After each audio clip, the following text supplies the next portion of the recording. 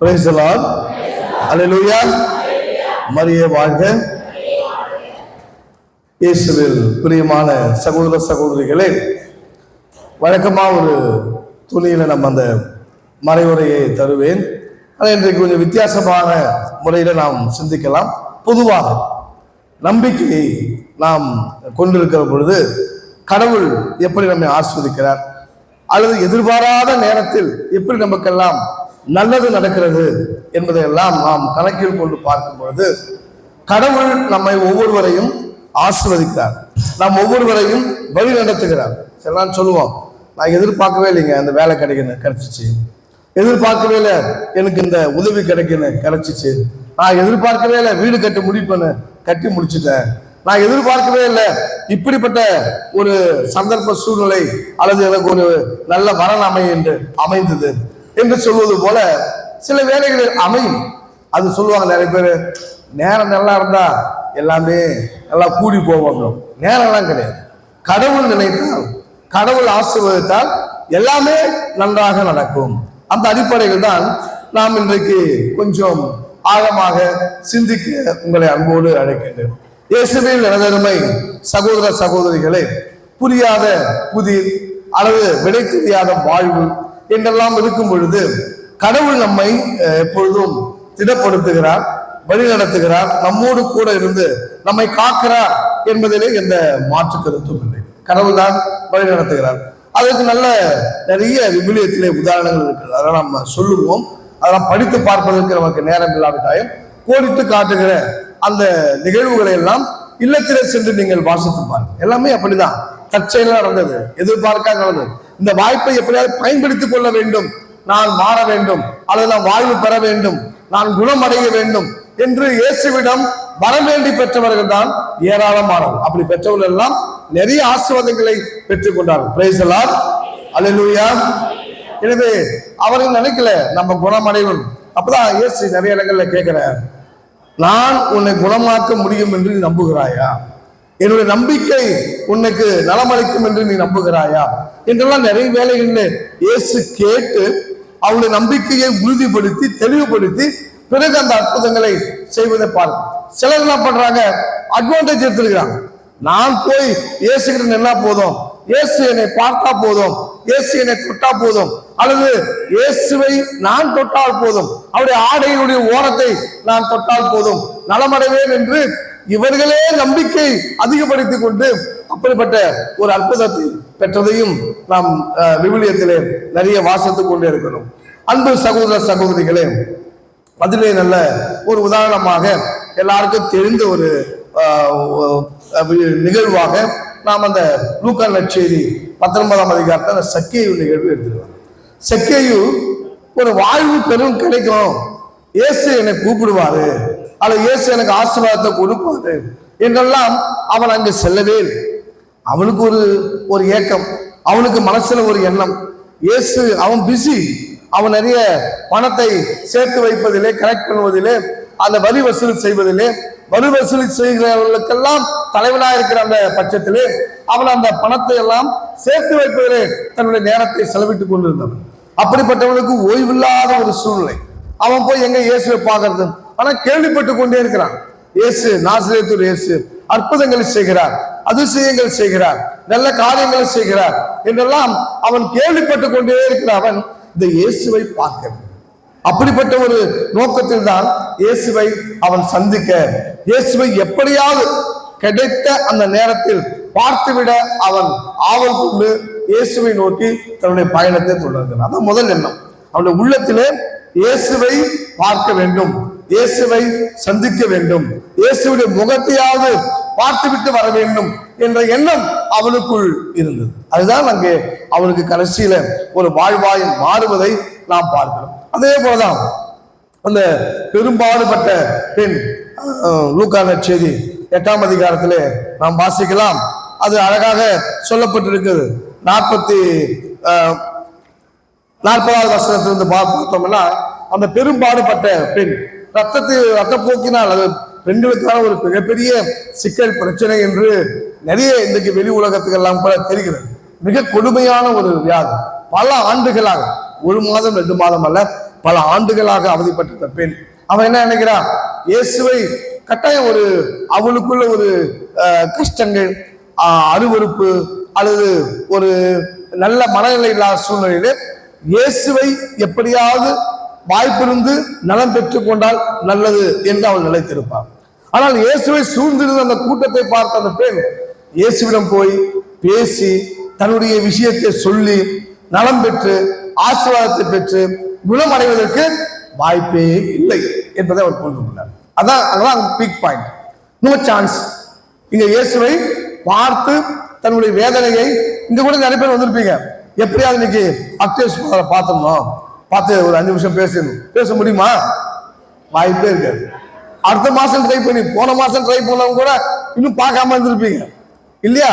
அதான் சூழ்நிலை.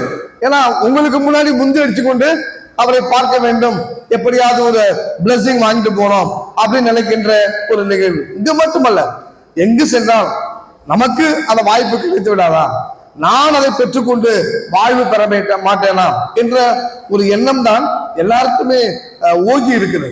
அந்த அடிப்படையில் இந்த பெண்ணும் அப்படிதான் நிச்சயம் இருந்திருப்பார். அப்ப இது சாத்தியமே இல்லை என்று சொல்லும் பட்சத்தில் சில நேரம் இந்த பொதுவா வந்திருக்கிற எண்ணெய், உப்பு, தண்ணிய இதை எடுத்துட்டு போய் தெளிப்போம், எத்தனை பேர் கிளம்புறீங்க அப்படி, இது போதும், இதை போய் நான் வீட்டில் தெளிச்சு வயல்ல தெளிச்சு நோயாளிக்கு சாப்பாட்டுல அந்த உப்பை போட்டு குணமாக்க முடியும் என்று நம்புகிற எத்தனை பேர்? பிரைஸ் தி லார்ட், அல்லேலூயா. அந்த ஒரு நிலைதான். எனவே இந்த பெண் என்ன செய்தால், இயேசுவை சந்திக்க அந்த கூட்ட நெரிசல், அவ்வளவு நெரிசல். ஏன்னா அந்த சீடர்ல கேட்கிறான், இந்த கூட்ட நெரிசல்ல என்ன தொட்டது யாருன்னு கேட்கறீங்களே, இங்க யாரு தொடுறாங்க தொழன்னு எப்படி கண்டுபிடிக்க முடியும், அவ்வளவு கூட்டமா இருக்கிறது என்று சீடர்கள் இயேசுவுக்கு பதில் மொழி சொல்லுகிறார். ஆனால் இயேசுடைய வல்லமை வெளியேறியது அவனுக்கு தெரியும். அப்பதான் அந்த பெண் முடிவு பண்றான், இயேசுவிட்ட பேசி இல்ல, இயேசுவிட்ட அவனுடைய கரம் பட்டு ஜெபித்த அல்ல, மாறாக நான் அவருடைய ஆடையினுடைய ஒரு ஓரத்தை தொட்டாலே போதும், அந்த பவர் எனக்குள் வேலை செய்யும், என்னுடைய நோய் நலமடையும் என்று அவள் தனக்குள் சொல்லிக் கொண்டார். பிரைஸ் தி லார்ட், அல்லேலூயா. அதுதாங்க நடக்கிறது. அவ்வாறு அவள் சொல்லிக்கொண்டு இயேசுவுடைய ஆடையை தொட்டால் அவள் நலமடைந்தார். Price the Lord. நாமும் அது மாதிரிதான். நிறைய பேர் நம்ம கிட்ட இருக்கிற அந்த உணர்வு, அந்த எண்ணம், அந்த ஆவல் நம்மை குணமாக்கும். சில பேர் டாக்டர் சொல்லுவாங்க, கவலைப்படாதீங்க, நல்ல தைரியமா இருக்கு சொல்றாங்களா இல்லையா? ஒரு எவ்வளவு பெரிய நோய் வாய்ப்பட்டவங்களா இருந்தாலும் அந்த டாக்டர் சொல்றாங்க, தைரியமா இருங்க, நல்லா இருங்க அப்படின்னு சொல்லுவாங்க. சமீபத்தில் என்னுடைய நல்ல நெருங்கிய நண்பர் ஒரு ஆசிரியர் கூட 2 நாளைக்கு முன்னாடி அவர் உடல் சுகீனமாயிட்டார். அவர் நம்பிக்கை இழந்திருந்தார். அவரை போய் நான் மருத்துவமனையிலே காலையிலே அவர் உடல்நலம் குறைந்து, மாலையில் எனக்கு தெரிந்து நான் இரவு நான் அவர் பார்க்க போகும்போதெல்லாம் மணி 9 மணி ஆயிடுச்சு. சிஎம்சி மருத்துவமனையிலே போய் பார்த்த பொழுது அங்கே அவர் ரொம்ப படுக்கையில் இருந்தார். ஒரு கஷ்டமான ஒரு சூழ்நிலை. அவரை நாம் அப்படி பார்த்ததே இல்லை. சுறுசுறுப்பா இருக்கிறவர். எனக்காக ஒவ்வொரு நாளும் காலையிலே முதல் உதவி எனக்கு தான் அவர் செய்தார். அவர் திருப்பலிக்கு என்னை அழைச்சிட்டு போறார். Price the Lord, hallelujah. Daily காலையில கரெக்டா 5:50 வந்துருவார். என்னை திருப்பலிக்கு, அந்த சிஎம்சி மருத்துவமனை நடைபெறுகிற திருப்பலிக்கு அழைத்து கொண்டு போவார். அப்படிப்பட்ட ஒரு அருமையான ஒரு சகோதரர். அவர் உடல்நல குறைவாக இருந்ததை பார்க்கும் பொழுது எனக்கு என்ன சொல்ல வார்த்தையே இல்லை. அவரிடம் பேச நான் சொன்னேன், நம்பிக்கையா இருக்கு சார், எல்லாம் சரியாயிடும், இது ஓரிரு நாள்ல உங்களுக்கு கடவுள் குணமடைய செய்வார். என்னுடைய திருப்பலியில ஜெபங்கள் நான் வேண்டிக் கொள்கிறேன். நான் ஒருவேளை என்னுடைய ஜெபங்கள் நல்ல உங்களுக்கு ஆசீர்வாதமா இருக்கும் என்று சொல்லி அந்த ஆறுதலை சொல்லி அவருக்கு வந்தேன். ஆனால் நேற்று மாலை போய் பார்க்க வேண்டும் என்று நினைத்தேன். ஒரு வேலை நிமித்தம் பார்க்கவில்லை. இன்று மாலை நிச்சயம் அவரை போய் பார்ப்பேன். அவருக்கு நிச்சயம் இங்க ஜெபித்ததை, உங்களோடு பகிர்ந்ததை நீங்களும் அந்த சகோதரருக்காக ஜெபிங்க. விரைவிலே அவர் முழு நடம் அடைய வேண்டும். சுறுசுறுப்பான மனிதன், ஓய்வில்லாத வேலை செய்கிறவர், யார் அழைத்தாலும் உதவிக்கு செல்லக்கூடிய ஒரு அற்புதமான மனிதர். ஆனால் இன்று அவர் யாருக்குமே உதவி செய்ய, அவருக்கு அவரே உதவி செய்ய முடியாத நிலையில் அவர் கிடைக்கிறார். இதுதான் மிகவும் ஒரு கஷ்டமான சூழ்நிலை. அவர் சொன்னார், நான் இன்றைக்கு இன்னொருவரை சார்ந்திருக்க வேண்டி இருக்கிறது ஃபாதர் என்று சொன்னார். இதெல்லாம் கவலைப்படாதீங்க, மாறிடும். எல்லா நிகழ்வுகளையும் எல்லா விஷயங்களையும் நீங்க தான் செய்ய போறீங்க. கடவுள் உங்களை குணப்படுத்தி மீண்டும் பழைய இயல்பு வாழ்வுக்கு உங்களை அழைப்பார் என்று சொல்லி வழிநடத்துவார் என்று சொல்லி அவரிடம் நான் ஆறுதல் சொல்லிவிட்டு வந்தேன். இயேசுவில் அன்பானவர்களே, இப்படி நிறைய பேர் கஷ்டம். அதே மாதிரிதான் அந்த பெண்ணும் கடவுளிடம் இயேசுவிடம் செல்ல முடியாவிட்டாலும் அந்த ஓரத்தை தொட்டாவது நான் குணம் பெறவேன் என்று அவர்கள். அதே பகுதியில இந்த நிகழ்வுகள் நடப்பதற்கு முன்பாக அந்த லூக்கா நற்செய்தி 8ஆம் அதிகாரம் 40, 41, 2 வசனங்களை வாசித்தோம் என்றால், இதுக்கு முன்னாடி ஒருத்தர் வரார், அப்ரோச் பண்றார். சொல்ல நம்ம நினைப்போம் ஃபாதரை பார்த்து பிளஸிங் வாங்கலாம், ஆனா நமக்கு முன்னாடி 2 பேர் அப்பாயின்மெண்ட் வாங்கியிருப்பாங்க. அது நமக்கு தெரியாது. நம்ம கிழக்கு இருந்து வந்திருப்போம், அவங்க மேற்கு இருந்து வந்திருப்பாங்க. ஆக ஃபாதர் சொல்வார், அவங்க 3 நாளைக்கு முன்னாடி சொல்லிட்டாங்கம்மா, கொஞ்சம் வெயிட் பண்ணுங்க அப்படி கூட சொல்றதுக்கு வாய்ப்பு இருக்கு இல்லையா? அப்படிப்பட்ட சூழ்நிலையில இந்த பெண்மணிக்கு முன்னாடியே ஒருத்தர் போய் ஜீசஸ் அப்ரோச் பண்றார். யார்?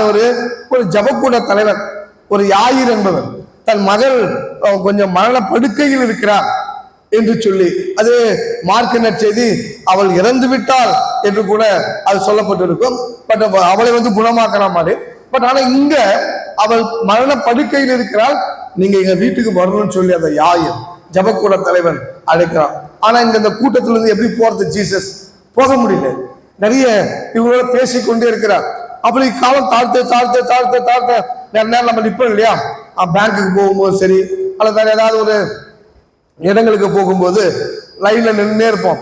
கடைசியா பாத்தீங்கன்னா எல்லாரும் வாங்கிடுவாங்க. அப்பாப்பா பல கிட்ட வந்துட்டோம் அப்படின்னு நினைக்கும் போது ஒரு 2 பேர் நமக்கு முன்னாடி இருப்பாங்க. சொல்லுவாங்க, இன்னைக்கு டோக்கன் எல்லாம் முடிஞ்சு போச்சு, நாளைக்கு வாங்கணும். காலை 9 மணிலிருந்து சாயங்காலம் 4-5 மணி வரைக்கும் நின்று இருப்போம், வெயில்ல பசியில. ஆனா சொல்லுவாங்க, அந்த கடைக்காரனோ அல்லது அது உதவி தருகிறவனோ அல்லது வேற ஏதாவது அரசாங்க நலத்திட்டத்தை செய்கிறவரோ அதிகாரி என்ன சொல்லுவார், இன்னைக்கு டியூட்டி முடிஞ்சு போச்சு, டோக்கன் முடிஞ்சு போச்சு, நாளைக்கு வாங்க. எப்படி இருக்கும்? பெரிய ஏமாற்றம். நாளைக்கு வரணுமா, இன்னைக்கு கிடைக்கலையா என்று திரும்புவது போல இந்த யாயிர் என்ன செய்யறார், அவர் அப்படின்னு காத்துனே இருக்கிறார் ஜீசஸ். உடனே அவன் வீட்டுல இருந்து வரானுங்க 2 பேர். ஒருவர் வரார், சொல்றாரு, பணியாளர், நீ ஏன் போதகரை தொந்தரவு பண்றீங்க? அங்க எல்லா வேலையும் முடிஞ்சு போச்சு, அங்க எல்லாம் முடிஞ்சு போச்சு, நீங்க வீட்டுக்கு கிளம்புங்க. ஏன்னா அவனுக்கு தெரியாது ஜீசஸ் உடைய வல்லம் என்ன. வந்திருக்கிற யாருக்கு தெரியும், யார் கேட்க வந்தாலும் அவருக்கு தெரியும். ஆனா அவனுக்கு தெரியாது. அவன் சொல்றான், தலைவரை பார்த்து, வீட்டு எஜமானை பார்த்து, நீங்க வாங்க, உங்க மகன் இறந்துட்டான், நீங்க எதுக்கு வந்தீங்களோ அந்த வேலையே இங்க இல்ல, அங்க முடிஞ்சு போச்சு, நம்ம பார்க்கலாம். ஆனால் இறந்தவர்களையும் உயிர்ப்பிக்க வல்லவர் ஆண்டவர் இயேசு என்று அந்த பணியாளனுக்கு தெரியாது. ஆனால் இந்த எஜமானன் யாருக்கு தெரியும். பிரைஸ் தி லார்ட், அல்லேலூயா. அவர் நின்னே கிடக்கிறார். இது சொல்லும் பொழுது இங்கதான் அந்த ஜீசஸ் உடைய கடவுள் எப்படி உங்களை கூர்மையாய் நோக்குகிறார், கடவுள் எப்படி உங்களை கூர்மையாய் பின்பற்றுகிறார், உங்கள் பின்னாடி இருக்கிறார். நீங்க கடவுளை நினைக்கிறீங்க, நினைக்கல. கடவுளுக்கு பின்னாடி போறீங்க, போகல. நீங்க கடவுள்கிட்ட ஜெபிக்கிறீங்க, ஜெபிக்கல. கடவுள் எப்படி உங்களை பின்தொடர்ந்து கொண்டே இருக்கிறார், உங்களுடைய எல்லா அசைவுகளையும் அவர் கண்காணித்துக் கொண்டிருக்கிறார் என்பதற்கு இது ஒரு நல்ல ஒரு உதாரணம். அப்ப ஜீசஸ் சொல்றார் அந்த யாயிரை பார்த்து, அந்த தலைவன்கிட்ட பார்த்து, யாயிர்கிட்ட, யாயிர், நீ எதற்காக வந்தாயோ, நீ எதுக்கு வந்த, அதுக்கு மட்டும் அந்த நம்பிக்கையை மட்டும் கைவிட்டு விடாதே. பிரைஸ் தி லார்ட், அல்லேலூயா. ஆக நீ உன் மகள் நலமடைய வேண்டும் என்று நினைத்து கொண்டு வந்திருக்கிறாய், அது நடக்கும், அது கிடைக்கும். அந்த நம்பிக்கை ஒண்ணு வச்சிருந்து பத்தியா, அவன் செத்தா என்ன, 3 நாள் புதைக்கப்பட்டார்னா, அது ஏன் டியூட்டி, அதை நான் பார்த்திருக்கிறேன், நான் செய்யறேன், என்னால் முடியும், கடவுளுடைய வல்லமை வெளிப்படும் என்பதை இயேசு சொல்வது போல் அழகாக அங்கே சொல்கிறார். நீ எதை குறித்து கேட்க வந்தாயோ, எதை குறித்து பெற வந்தாயோ, அதை பொறுத்து நீ நம்பிக்கை இழக்காமல் இரு, நம்பிக்கை கொண்டிரு, உறுதியாயிரு என்று சொல்லி அவனை திடப்படுத்தி, பிறகு அந்த பெண்ணை, அந்த குழந்தையை போய் அவள் குணப்படுத்துவதை தான் அந்த நிகழ்ச்சியிலே நாம் பார்க்கிறோம். ஆம், அன்பு சகோதர சகோதரிகளே, இப்படி கடவுள் எப்பொழுதும் நம்மை பின்தொடர்ந்து கொண்டே இருக்கிறார், நம்மை ஆசீர்வதித்துக் கொண்டே இருக்கிறார், நம்மை வழி நடத்தி கொண்டே இருக்கிறார். இதுதான் நாம் ஒருபோதும் மறக்கவே கூடாது. ஆனால் சில வேளைகளில் நமக்கெல்லாம் சில வேளைகள் நடப்பதில்லை, சில அற்புதங்கள் கிடைப்பதில்லை. எதற்காக என்றால், நாம் செய்கின்ற தவறாகவோ பிழையாகவோ பாவமாகவோ அது எப்படி வேண்டுமானாலும் நீங்கள் பொருள் எடுத்துக் கொள்ளலாம், அல்லது ஒருவர் ஒருவருக்கு செய்து கொள்ளுகிற கஷ்டங்கள், வருத்தங்கள், துரோகங்கள் என்று அந்த வார்த்தை உங்களுடைய செயலுக்கேற்ப நீங்கள் பொருத்திக் கொள்ளலாம். அது எந்த மாற்று கருத்தும் இல்லை. இப்படிப்பட்டவைகள் நமக்கு ஒரு தடையாக பிரச்சனையாக இருக்கும். எனவேதான் நான் பல மறைவுரைகளோட சொல்லியிருக்கிறேன், நம்பிக்கை கொள்ளுங்க, விசுவாசம் கொள்ளுங்க, நம்பிக்கையா இருங்க, மன்னிங்க, இரக்கம் கொள்ளுங்க, உதவி செய்யுங்க என்றெல்லாம் நான் உங்களுக்கு சொல்லியிருக்கிறேன். எனவே இந்த சிந்தனையை நாம் தொடருவோம். அல்லேலூயா. அனைவரும் அமருவோம். இயேசுவில் அன்பான சகோதர சகோதரிகளே, நிறைய வேளைகளில் இந்த ஏழையா இருப்பவர்கள், அதாவது பசியா இருப்பவர்கள் வாய் விட்டு கேட்டுடுவாங்க, கொடுங்க எனக்கு பசிக்கு இது தேவை. ஆனா சில வேலைகளில் பார்த்தீங்கன்னாக்கா சில இங்க கூட இருப்பாங்க, ரொம்ப நல்ல ஒரு வசதியா வாழ்ந்திருப்பாங்க, முன்ன பின்ன இந்த மாதிரி கூட்டத்துக்கு போய் பொதுவா சாப்பிட்டு பழக்கம் இல்லாத இருந்திருப்பாங்க. அப்படிப்பட்டவங்களாம் பார்த்தீங்கன்னா ஒதுங்கி ஒதுங்கி நிற்பாங்க. போய் அந்த வரிசையில் போய் உணவு வாங்க முடியாது, போய் கேட்க முடியாது, வெக்கப்பட்டு இருப்பாங்க. அப்படிப்பட்ட சூழ்நிலையில் தான் ஏறக்குரிய இந்த 2 நிகழ்வுகளையுமே நாம் பார்த்துமே அந்த யாயினும் அவர்களுமாக இருக்கிறார். ஆனால் இயேசு அவர்களுக்கு வாழ்வளிப்பதை நாம் பார்த்தோம். எனவே சக்கேயு கூட ஒரு செல்வந்தன், ஆனால் இயேசுவை நேரா போய் சந்திக்கணும், இயேசுவிடம் நேரா போய் பேசணும் என்றெல்லாம் அவன் எண்ணி பார்க்கவில்லை. மாறாக அங்கே என்ன செய்கிறான், இயேசுவை தொலைவில் இருந்து அல்லது தூரமா இருந்து அல்லது யாருக்கும் தெரியாமல் எப்படியாவது அவருடைய முகத்தை யார் அந்த இயேசு என்று பார்க்க வேண்டும் என்ற ஒரு ஆவல் இருந்தது. எனவேதான் எரிக்கோவில் சென்று கொண்டிருந்த இயேசு அங்கே சென்று கொண்டிருக்கிறார் என்று கேள்விப்பட்ட சக்கேயு முன்னாடியே போய், அவர் கொஞ்சம் குற்றையான மனிதன் என்பதால் கூட்டத்தில் பார்க்க முடியாது என்பதால் ஒரு முசுக்கட்டை மரத்தில் ஏறி அங்கே அவர் அமர்ந்து கொண்டு இயேசுவை பார்ப்பதற்காக காத்து கொண்டிருக்கிறார். அங்கதான் ஒரு பெரிய டேர்னிங் பாயிண்ட். இயேசு அருகில் வந்தவுடன் வேற சொல்றார், சக்கேயு இறங்கி வா என்று சொன்னார். ஒரு பெரிய இன்ப அதிர்ச்சியை சக்கேயுக்கு கொடுத்தார். Price the Lord. எனவே உங்களை கூட இந்த நாளிலே நீங்கள் இங்க வந்திருக்கிறீர்கள் என்று சொன்னால் உங்களை கடவுள் பெயர் சொல்லி இங்க அழைத்திருக்கிறார். ஒரு மாதர்சி மாதா ஆலயம் ஒன்று இருந்தது, ஒரு திருத்தலம். அது ஃபாதர் ஒரு குருவானவர் சிறப்பாக செய்து கொண்டிருந்தார். அப்போ அவர் சொல்வார், கூப்பிடும்போது, ஃபாதர் இந்த மாசம் எனக்கு கொஞ்சம் வேலை இருக்குது ஃபாதர், ப்ரோக்ராம் இருக்குது ஃபாதர், மீட்டிங் இருக்குது ஃபாதர், யாராவது சொன்னாங்கன்னா அவர் என்ன சொல்வார் தெரியுங்களா, மாதா அழைத்தால் வாங்க. நான் சொல்லுவாரு, மாதா அழைத்தா வாங்க, நான் அழைக்கல, உங்களுக்கு மாதா கூப்பிட்டா மாதிரி இருந்தா நீங்க இங்க வாங்க என்று சொல்லி அவர் அழைப்பார். Price the Lord. அந்த தந்தை எதுக்கு சொல்றனாக்கா, கடவுளால் அழைக்கப்படாமல், கடவுளால் உணர்த்தப்படாமல், கடவுளுடைய எண்ணங்கள் உங்கள் உள்ளத்தில் இல்லாமல் நீங்கள் இங்கு வந்திருப்பதற்கு வாய்ப்பில்லை. அதுதான் என்னுடைய கருத்து. ஆக இந்த சக்கேயு கூட கடவுளால் உணர்த்தப்பட்டவனாக அங்கே இயேசுவை சந்திக்க அங்கே முன் போய் பார்க்க இருக்கின்றான். இயேசு அழைத்ததோடு மட்டுமல்லாமல் அவன் இறங்கி வந்தவுடன் அடுத்த ஒரு இன்ப அதிர்ச்சி கொடுக்கிறார். சக்கேயு, இன்று நான் உன் வீட்டில் தங்க வேண்டும். Price the Lord.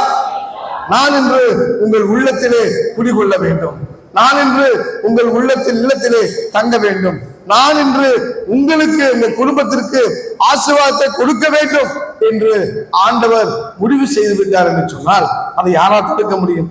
கடவுளே முடிவு பண்ணிட்டார். அது யாருமே ஒன்றுமே தடை செய்யவோ பறிக்கவோ முடியவே முடியாது. எனவே வந்திருக்கிற நீங்களும் அந்த யாயிரை போல, அந்த இரத்த போக்கினால் பல ஆண்டுகள் அவதிப்பட்ட பெண்ணை போல உங்களில் யாராவது இப்படிப்பட்ட குடும்ப சூழ்நிலையோ பிரச்சனையோ வலியோ வேதனையோ கடன் தொல்லையோ எதிர்ந்தால் அதிலிருந்து மீள வேண்டும் என்ற எண்ணத்தில் ஜெபிக்க வேண்டும், கடவுளினை ஆசீர்வதிக்க வேண்டும், என் பக்கம் கடவுளின் பார்வை திரும்ப வேண்டும் என்று உங்களில் யாராவது நீங்கள் நினைத்து இங்கு வந்திருப்பீர்கள் என்றால் அது நிச்சயம் கைகூடும். கடவுள் சக்கேயுவை பார்த்தது போல, அந்த பெரும்பாடுபட்ட பெண்ணை பார்த்தது போல, அந்த யாயிரை உற்று நோக்கி கவலைப்படாத, நம்பிக்கையை மட்டும் கைவிடாது என்று சொன்னது போல கடவுள் அவர்களை தொடர்ந்து வழி நடத்துவார் என்பதிலே, உங்களையும் வழி நடத்துவார் என்பதிலே எந்த மாற்று கருத்தும் இல்லை. அன்பு சகோதர சகோதரிகள், எனவே இயேசு உன் வீட்டில் நான் தங்க வேண்டும் என்று சொன்னவுடன் செகண்ட் ஒரு மிகப்பெரிய ஒரு இன்பம், ஒரு சந்தோஷம் அந்த சக்கே. ஆனால் கூட இருந்தவர்களுக்கு அது பிடிக்கல. கடவுள் இயேசாண்டவர் நான் அவன் பாதி வீட்டுக்கு போறார், ஆனா யாருக்கு அது பிடிக்கல? கூட இருக்கிறவங்க எல்லாம் பிடிக்கல.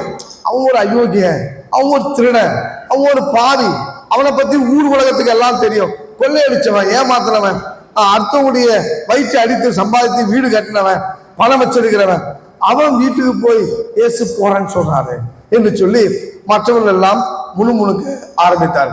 ஆனால் இயேசு அதை பற்றி அவர் கவலை கொள்ளவோ அதற்காக வருத்தப்படவே இல்லை. எனவே அதுக்கப்புறம் அப்படியே கண்டினியூஷன். இயேசு சக்கேயுடைய வீட்டுக்கு போறார். கட்டாயம் கூட சீடர்கள்லாம் போயிருப்பாங்க. அங்க பாருங்க, வீட்டுக்குள் போன உடனே ஒரு மிகப்பெரிய ஒரு நல்ல அருமையான விஷயத்தை சக்கேயு செய்கிறான். என்ன செய்தான்? அங்க போனவன் நிச்சயம் அவன் நின்றபடியாக இருக்க சாஷ்டாங்கமாக இருந்திருப்பான், முட்டி போட்டு கையை கும்பிட்டு இருப்பான். ஏதாவது செய்து, ஆண்டவரே, நான் என் சொத்துல பாதியை ஏழைக்கு கொடுத்து விடுகிறேன்.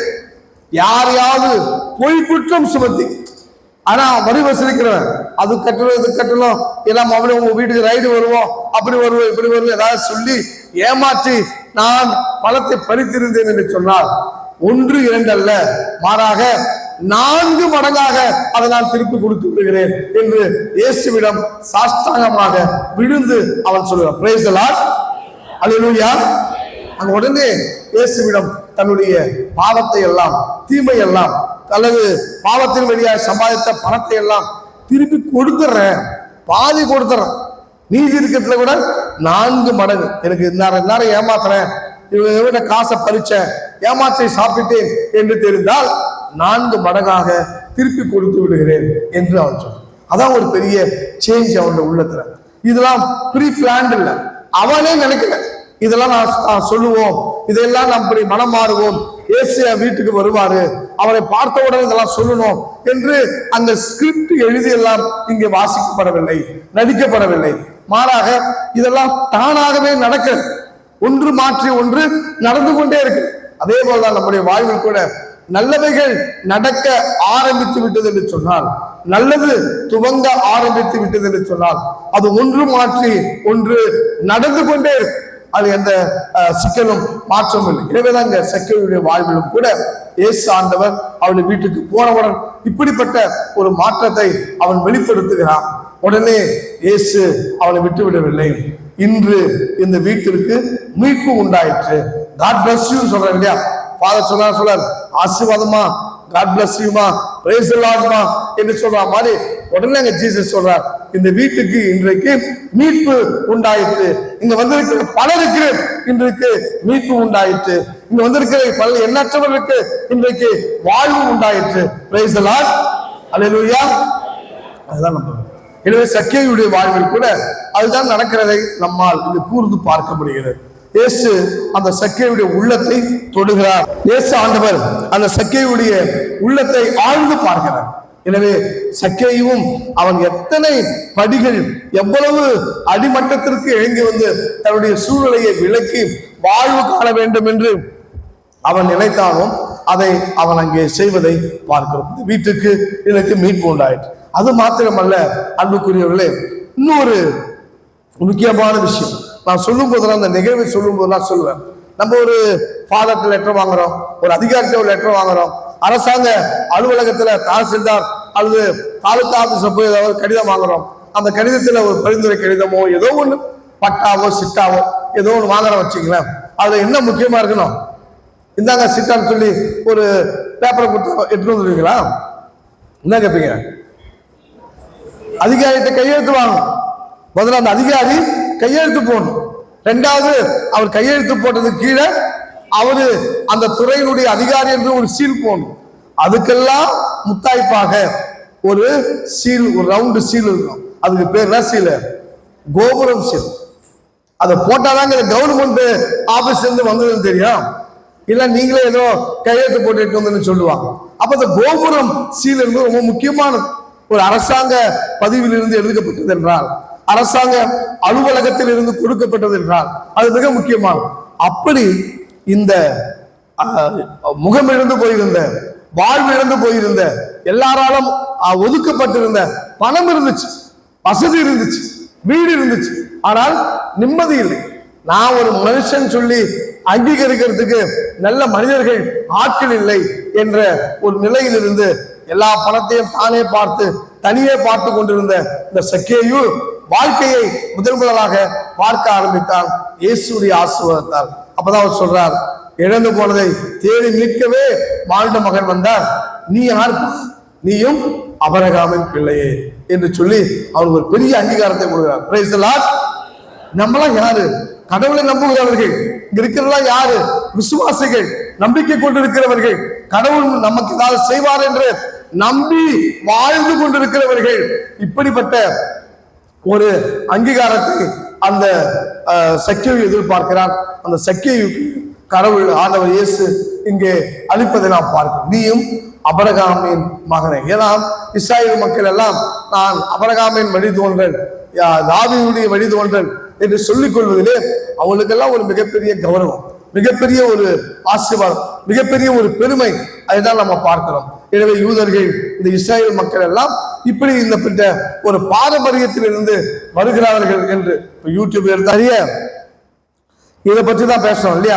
இஸ்ராயல் நாடு, பாலஸ்தீன நாடு என்றெல்லாம் சிலர் சொல்றாங்க 1918 இருந்தான் ஒரு இஸ்ராயல் நாடே உருவாச்சு. அப்படி கிடையாது. அதுக்கு வரலாறு 4000 ஆண்டுகளுக்கு முற்பட்டது, அபிரகாமுக்கு முற்பட்டது. இந்த இஸ்ரவேல் மக்கள் கடவுள் அபிரகாமை அழைத்ததால் ஒரு அடையாளமாக நம்ம அதுக்கு இருந்து அந்த வழித்தோன்றவர்களாக இருக்கிறார் என்பதெல்லாம் நிறைய பேர் கோடிட்டு காட்ட அதிலே மறந்து விடுகிறார். இயேசுவில் அன்பான சகோதர சகோதரிகளே, இப்படி அபிரகாமினுடைய வழித்தோன்றலாக, தாவீதுடைய வழி மரபினராக இந்த மக்கள் வாழ்கிறார்கள். அதுதான் இயேசு அங்க சொல்லி காட்டுகிறார். நீ வேற யாரும் இல்லை, நீயும் அபிரகாமின் பிள்ளை, நீயும் வாழ்வு பெற வேண்டிய பிள்ளை, நீயும் வாழ வேண்டியவனே, நீயும் மனமாறி விட்டாய். எனவே உனக்கு வாழ்வு உண்டு, கடவுளின் ஆசீர்வாதம் உண்டு. எனவே நீ நம்புகிற கடவுள் உன்னோடு இருக்கிறார். நாங்கள் அதற்காக வேண்டுகிறோம். நீ மன்னிப்பு பெற்று தூய்மை அடைந்திருக்கிறாய், உன்னுடைய தூய்மையான வாழ்வு தொடரட்டும் என்றெல்லாம் ஆண்டவர் இயேசு சொல்லுவது போல்தான் கடைசியில் சொல்லுகிறார். இழந்து போனதை தேடி மீட்கவே மானிட மகன் வந்துள்ளார் என்று அவர் சொல்லி அந்த ஆசீர்வாதத்தை முடிக்கிறார். அல்லேலூயா. இயேசுவில் எனதருமை சகோதர சகோதரிகளே, இதை நாம் ஆழமாக உணர்ந்து பார்ப்போம், எண்ணி பார்ப்போம். நம்முடைய வாழ்வில் கூட இந்த சக்கை நான் சொன்ன இந்த 2-3 நபருடைய உதாரணங்களை ஒப்பிட்டு பார்த்தோம் என்றால் சில வேளைகளில் நமக்கும் அது சரியாக பொருந்தும், சரியாக ஒரு உதாரணமாக நம்முடைய வாழ்வில் இழந்து போயிருப்போம், ஒதுங்கி போயிருப்போம். பங்கிலே எந்த ஒரு ஈடுபாடும் இல்லாமல் நமக்கு என்ன, அது நமக்கு அங்க என்ன மதிப்பு என்று சொல்லி ஒதுங்கியிருந்து வாழ்கிற பலருக்கு கடவுள் ஒரு அழைப்பை கொடுக்கிறார். இணைந்து செய்ய வேண்டும், ஒன்றுபட்டு செய்ய வேண்டும். இந்த தியான மையத்தில் கூட நீங்கள் செய்கிற உதவிகள் எல்லாம் மிகப்பெரியது. பார்க்கிறோம், ஒவ்வொரு நாளும் ஒவ்வொரு மாதமும் ஏதாவது ஒரு மாற்றங்கள், ஏதாவது ஒரு வளர்ச்சி, ஏதாவது ஒரு நல்ல காரியங்கள். இதெல்லாம் எப்படி என்று சொன்னால் சக்கையை சொல்லாம பாருங்க, பாதியை கொடுத்துடுறேன், ஏழைகளுக்கு கொடுக்கிறேன்.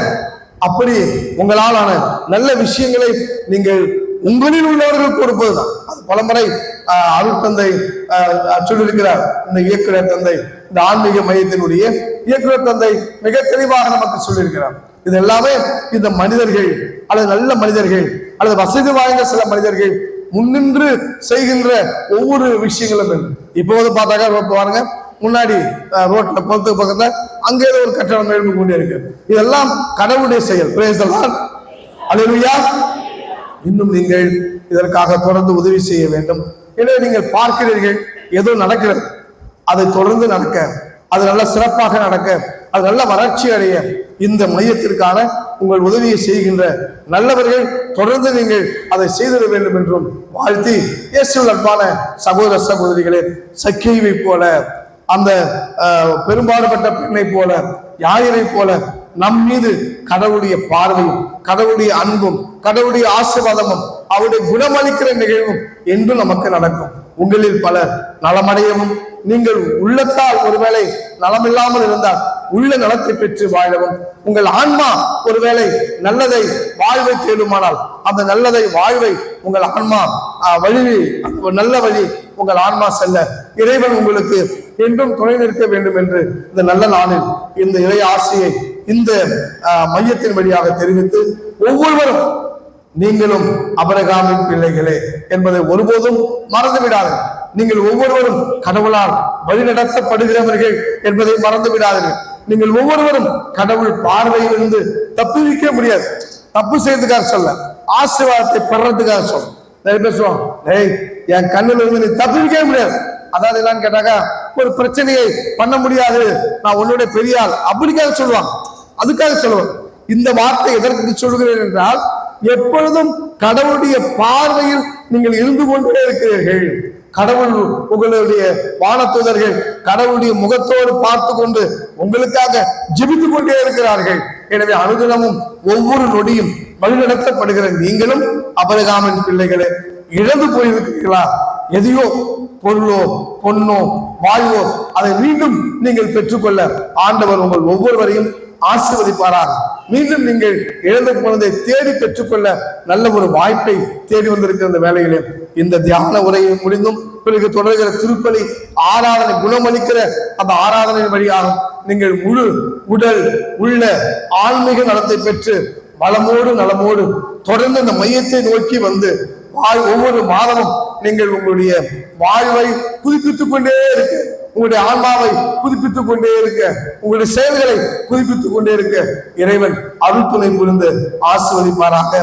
சக்கேவை ஆசீர்வதித்த ஆண்டவர், அந்த பெரும்பாடு பெற்ற பெண்ணை ஆசீர்வதித்த ஆண்டவர், யாயிரை அவருடைய மகளை குணப்படுத்தி எழுப்பிவிட்ட ஆண்டவர் உங்களுடைய வாழ்வையும் ஆசீர்வதிப்பாராக. ஆமென்.